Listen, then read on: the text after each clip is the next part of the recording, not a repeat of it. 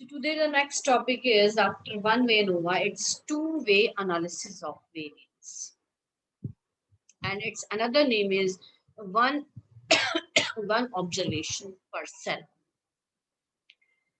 Cell कैसे बनता है? Cell it is intersection of row and column. Cell कैसे बनता है? It is the intersection of row and. It means two way ANOVA में हमारे पास जो है there are two factors, two variables that affects the whole phenomena.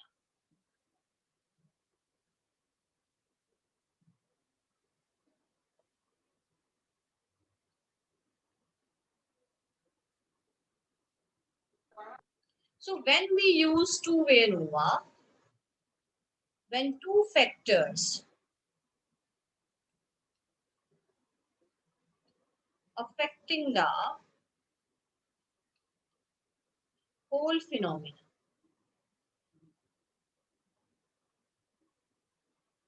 affecting the phenomenon, ठीक है. अब सेल है, सेल ऑफ आपने सेल चेक करनी है, ठीक है. सेल ऑफ टी ये फिनोमेना है, ठीक है जी. On the basis of this हमने एक डाटा कलेक्ट किया और उसको दो फैक्टर अफेक्ट कर रही हैं. वन द सीजन, ठीक है, and the other efficacy of the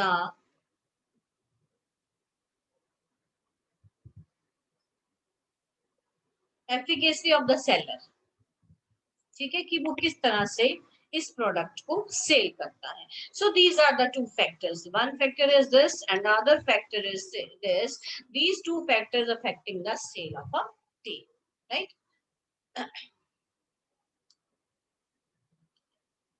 So two-way analysis of variance is used to test the equality of population means when classification of treatment is done by two variables. It means यहाँ पे हमारे पास two variables हैं, ठीक है. अब ये two variables मतलब यहाँ पे दो factors हैं. तो दो factors इस तरह से जब हम टेबल क्रिएट करेंगे तो एक जो है ये दो पार्ट्स में डिवाइड होगा. ये शो कर रहा है, यहाँ पे हेडिंग होगा सेल ऑफ टी, उसके रिगार्डिंग हमें डाटा मिला है, राइट. और यहाँ पे ये आ जाएगा सीजन, राइट.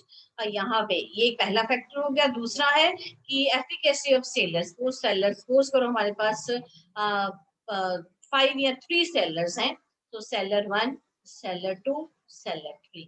और इधर 3 सीजन हमने ले लिए. इसमें ले लिया हमने समर, ठीक है, winter and the summer season, winter season and suppose we have taken the rainy season. तो यहाँ पे हमें डाटा कलेक्ट हो गया. Suppose this is A11, A12, this is A13, A21, A22, A23, A31, क्योंकि ये सेल्स को रिप्रेजेंट कर रहा है, इतनी सेल्स हुई. अगर मैं इस पॉइंट की बात करूं, so this is the intersection of first row and second column. So this is called, जब ये एक सेल बन गया. सेल कैसे बनता है? Intersection of rose and column से. तो एक सेल में एक ही ऑब्जर्वेशन जब होगी, then we will use two way ANOVA. then we are using that case where we have one observation per cell. कुछ ऐसे भी केसेस होती हैं जब एक सेल में मोर देन वन ऑब्जर्वेशन होती है, but we will only discuss that case where we have only one observation per cell. So this is called one observation per cell. तो यहाँ पे जो टी की जो सेल है वो दो चीजों पे डिपेंड कर रही है कि सीजन क्या चल रहा है और कितनी एफिकेसी के साथ वो सेल कर रहा है. सेलर 1 कितनी एफिकेसी के साथ कर रहा है? 2 और 3. तो इसमें इट मींस यहाँ पे दो नल हाइपोथेसिस होंगे कि there is no significant difference between the seasons, ठीक है. सारे सीजन क्या है? सेम है. There is no significant between the season regarding the sale of T. ये H0 हो जाएगा एक.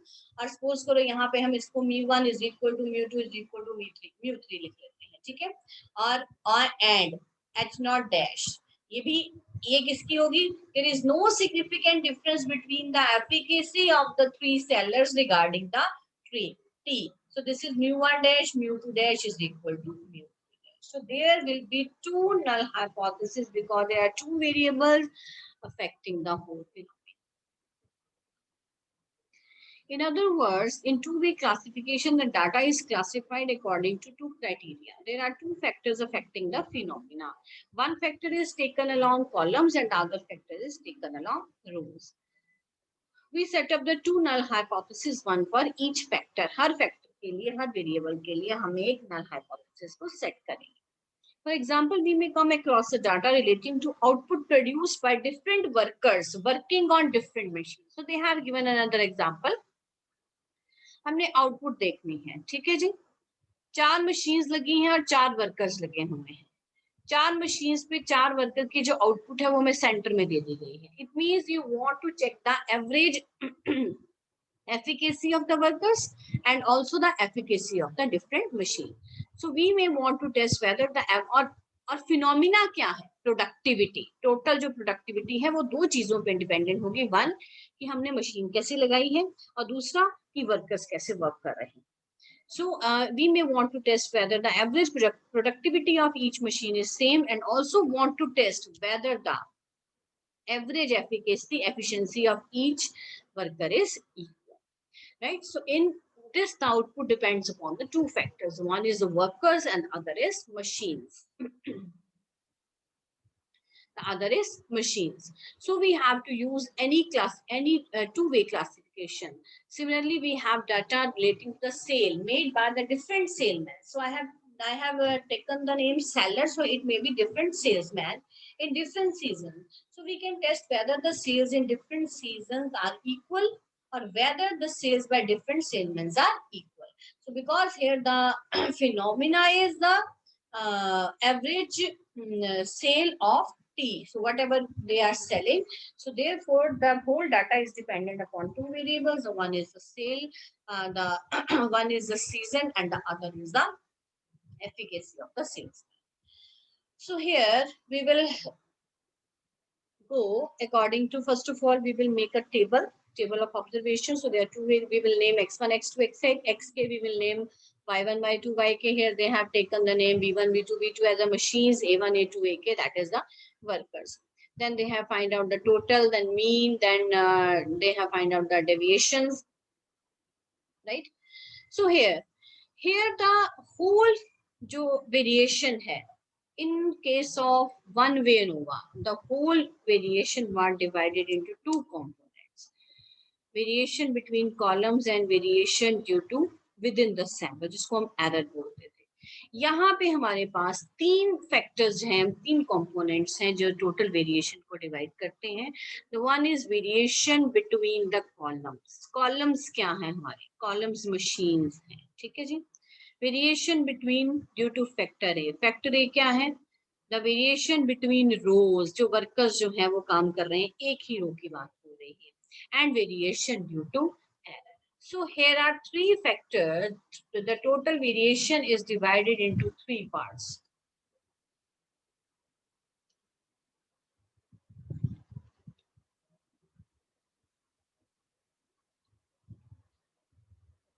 This is TSS. This is SSC between rows and SSE.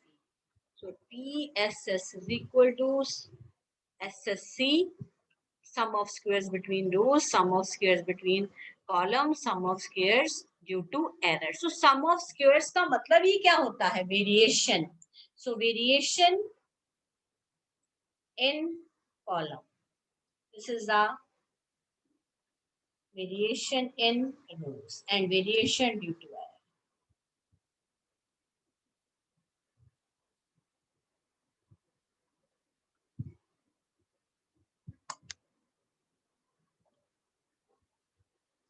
So now, we have some assumptions regarding this.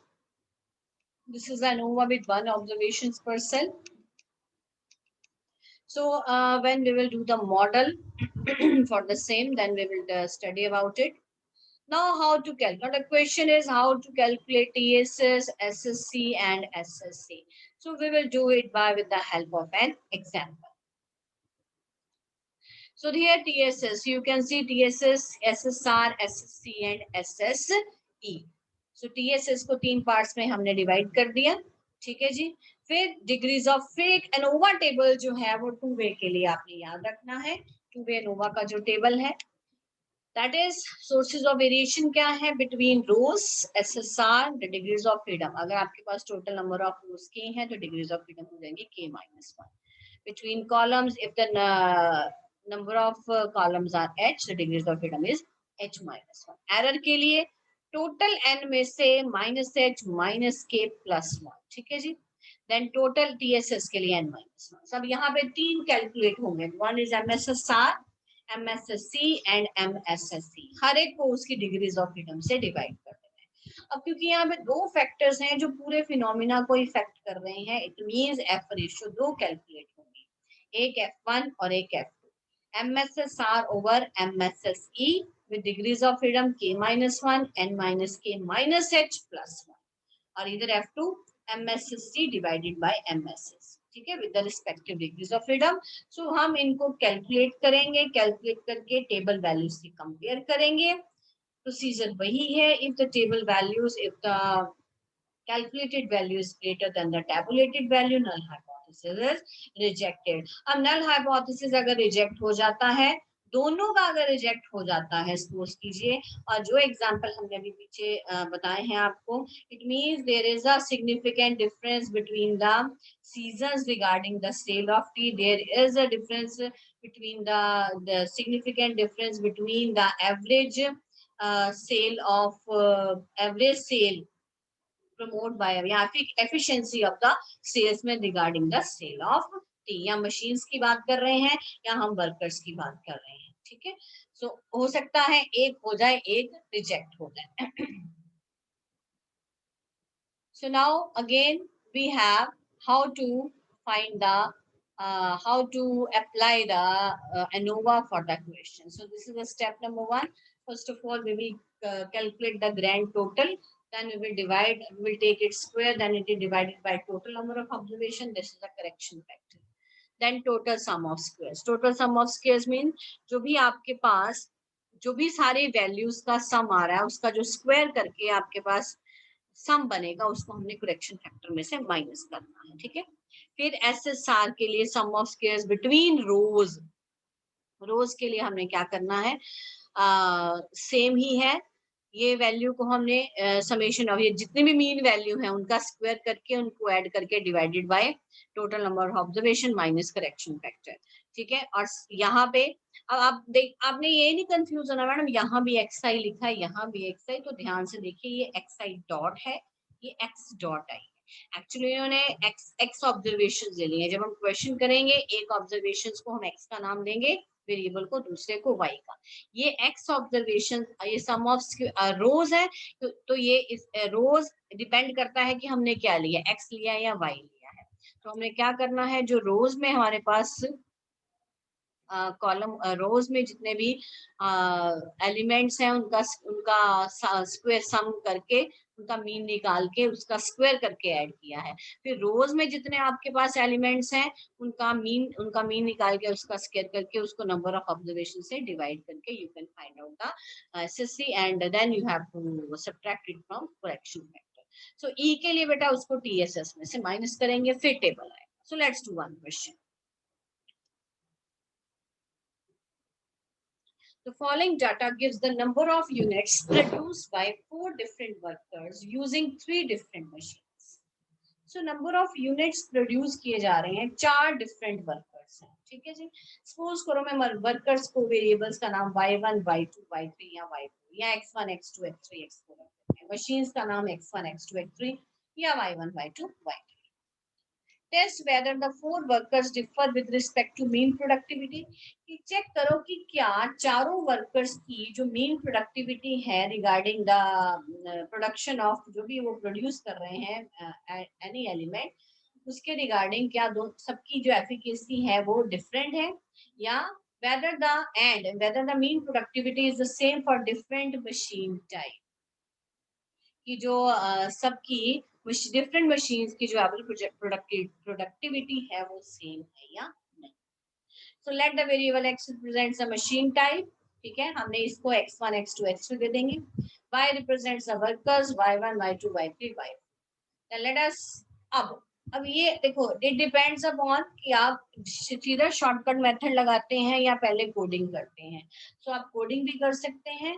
So they have applied the coding. So subtract every element from 20 to reduce the complexity of the given data. So the given data reduces to, ये लीजिए.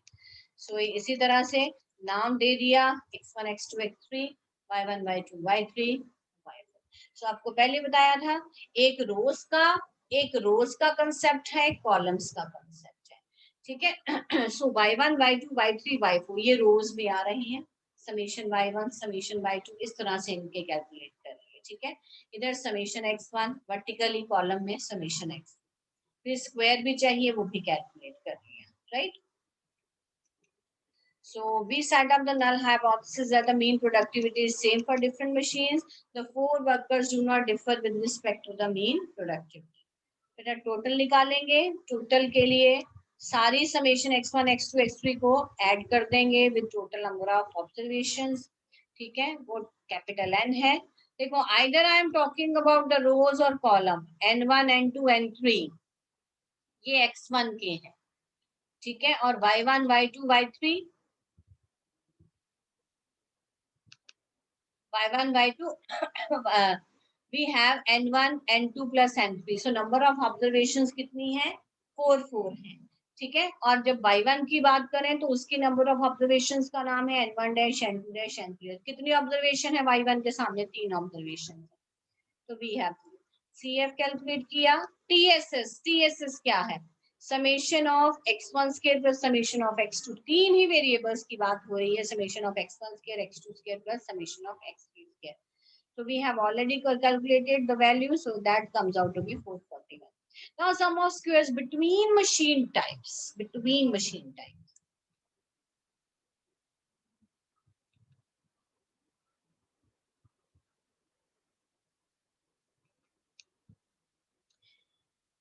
Y's जो है वो worker हैं और machines ये हैं x1, x2.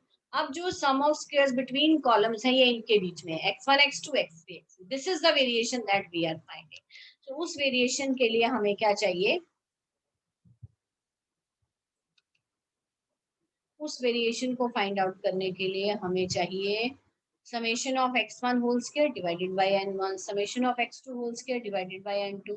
यानी जो सम है उसका स्क्वायर करके divided by n minus correction factor. Then sum of squares between workers, that is between rows. Right. तो इसके लिए हम summation of y1, summation of y1 square, summation of y2 square plus summation of y3 square plus summation of y4, क्योंकि हमारे पास 4 workers minus correct. और इसको जब आप नंबर ऑफ ऑब्जर्वेशन से डिवाइड करोगे तो इसकी नंबर ऑफ ऑब्जर्वेशन 3 आएंगी. So SSE कैलकुलेट कर लिया. Then we have the ANOVA table. How many columns we have? 3 columns. Degrees of freedom के लिए how many rows we have? 4 rows. Then due to error you will calculate. Then you will calculate the mean sum of squares. Then you will calculate F ratio. Now the table value. So the table value at 5% level of significance is for 2 and 6 degrees of freedom for 5% level of 5.14. पहले के लिए value कितनी आ रही है? 0.5. Tabulated value बहुत ज्यादा आ रही है. So it is much higher than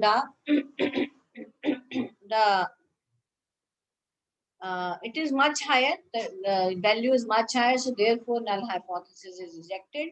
There is no significant difference. Here F2 is 0.29. Tabulated value is 4.76.